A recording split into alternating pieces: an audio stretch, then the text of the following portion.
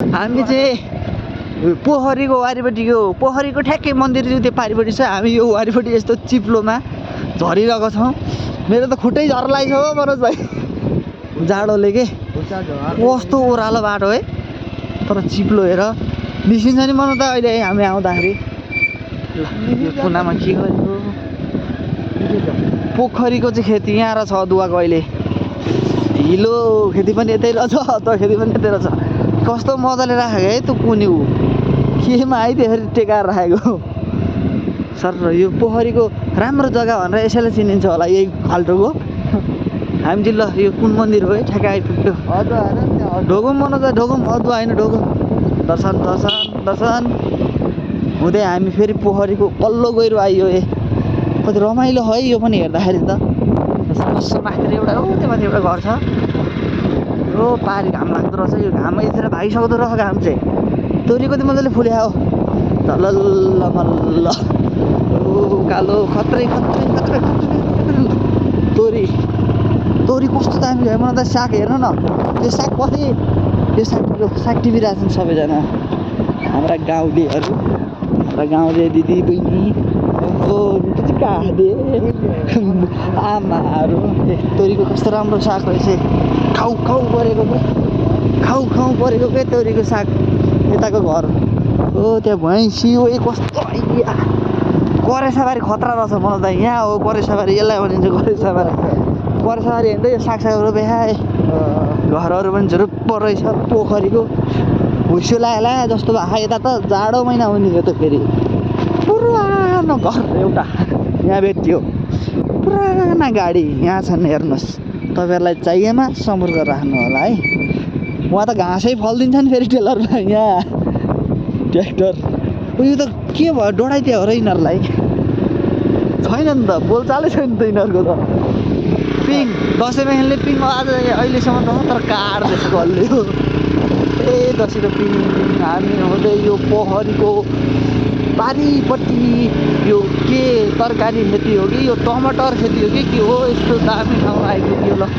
ए टमाटर रहेछ तर खुइलिसकेर छ साग कस्तो दामी रहेछ यहाँ त यो के हो फुल हो यहाँ त फुल हो र परेछ क्या हो त उयो के अरे ऊ हालेर के हाल्ने फुलै हो क्या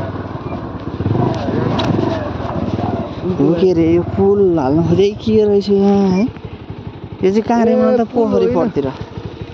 फुल होइन ढुङ्ग्रो ढुङ्ग्रो सिनिक अहिले बुढेर हिँड्दैन क्या यो बाटो कस्तो खालको त यो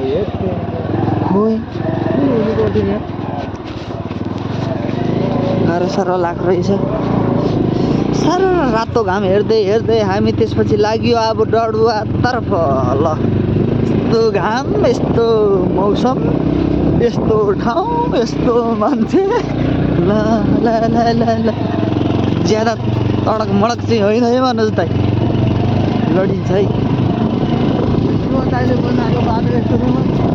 जीवन दाइले बनाएको बाटो हो हाम्रो जीवन दाइ श्री सानो प्रसादको छोरा जीवन प्रसाद श्रेष्ठ उहाँले चलाउनु भएको रे मेसिन अब हामी यस्तो हुन्छ रातो घाम त सुन्तलाको कलर र यो रातो घामको कलर उस्तै उस्तै हो यो रङलाई कुन भन्छ सुन्तला घाम ल हामी यो के को रुख रहेछ शनिको रुख हो ए हो हुन त हामी धेरै टाढा यो क्या गहत्दै हो डुब्नै लागेको हाम्रो त्यहाँ पनि सर हुँदै हामी डडुवाको उकालो हिँड्दैछौँ डडुवातिर जाँदैछौँ हामी यो पारीको गाउँ कहाँ कहाँ हो थाहा छैन बाटो साटो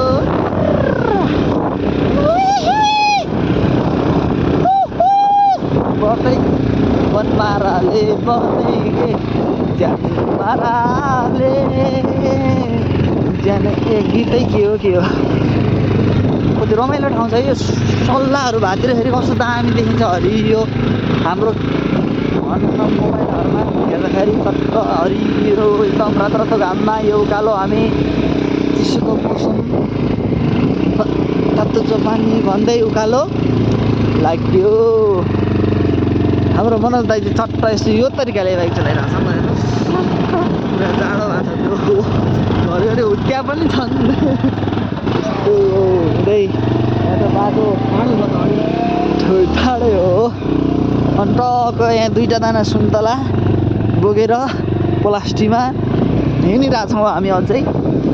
हामी यस्तो रातो घाम हुँदै घाममा पुगेपछि खानुपर्छ है। रातो घाममा पुगेपछि सुन्तला हाने भनेर कुदिरहँ यो तरिकाले। जाडो छ। बिस्तारै बिस्तारै बिस्तारै बिस्तारै बिस्तारै घुम्ती ज्यादा छ। यो बाटोको राइडर भनेर अरूलाई चिनिन्थ्यो भने अहिले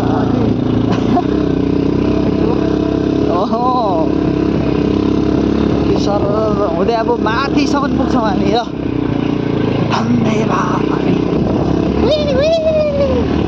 ओहो यतिको कुद्दाखेरि मजा त आउँछ तर टायर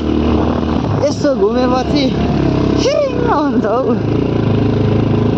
मिस्टेक बाटो मिस्टेक बाटो मिस्टेक बाटो मिस्टेक बाटो हुँदै यहाँको के थियो अब पोखरी गाउँ सरल पोखरी तल कतै उता उता हुँदै हुँदै हुँदै हामी यस्तो घुम्दै आइसक्यौँ। हामी यसलाई भन्छ कहाँको डाँडा हो भने रातो घाम चट्ट रातो घाममा हुँदै कुदिरहेको छौँ हामी त पोखरीको डाँडो पारिको।